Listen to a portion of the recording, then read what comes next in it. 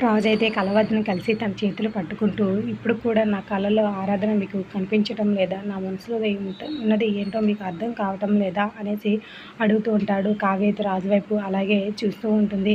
ఇప్పుడు కూడా నాపై మీపై ఉన్న నా అభిప్రాయం మీకు తెలియటం లేదా?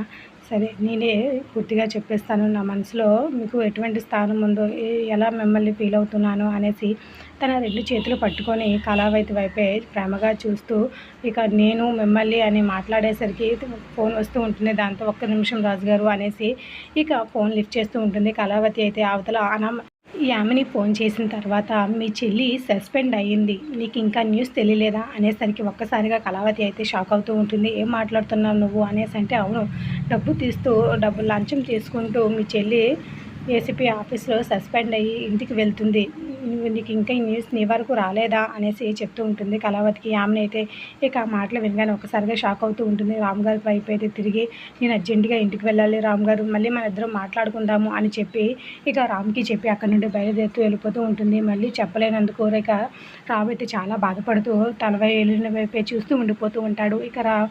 అలా కావ్య వెళ్ళిపోయిన తర్వాత రాజు కూడా తన ఇంటికి వెళ్తూ ఉంటాడు.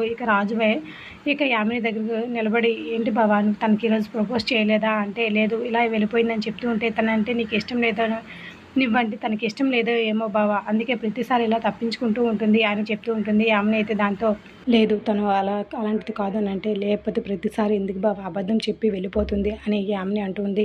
లేదు, తనకి ఆ అబద్ధం చెప్పవలసిన అవసరం లేదు, అది నా దగ్గర అసలు చెప్పదు ఇక అని చెప్పేసరికి, లేదు బాబా, తను ఖచ్చితంగా నీకు అబద్ధం చెప్పే ఉంటుంది అని అంటే, తనకు అబద్ధం చెప్పవలసిన అవసరం ఏంటి అంటే, నీ ప్రపోజల్ తనకు నచ్చలేదేమో, అందుకే అదే తను అబద్ధం చెప్పి నిన్ను తప్పించుకోవడానికి ప్రయత్నిస్తుంది అని యామిని చెప్తుంది. దాంతో రాజు అయితే ఒక్కసారిగా యామిని మాటలకు షాక్ అవుతూ ఉంటాడు. కళావతి ప్రార్థన గురించి ఆలోచనలు పడుతూ ఉంటాడు. మరి యామిని మాటలు రాజు నమ్ముతాడా? వచ్చే ఎపిసోడ్ మిస్ కాకండి. ఇది రోజు ఎపిసోడ్. Like the video.